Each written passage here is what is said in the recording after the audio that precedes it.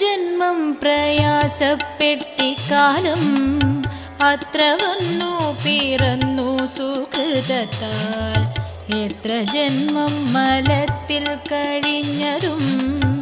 എത്ര ജന്മം ജലത്തിൽ കഴിഞ്ഞതും എത്ര ജന്മങ്ങൾ മണ്ണിൽ കഴിഞ്ഞതും എത്ര ജന്മം മരങ്ങളായി നിന്നതും എത്ര ജന്മം മരിച്ചു നടന്നതും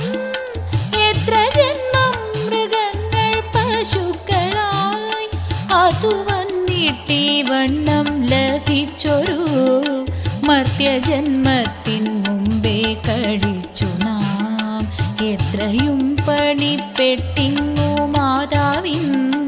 ഗർഭപാത്രത്തിൽ വീണതറിഞ്ഞാലും 10 മാസം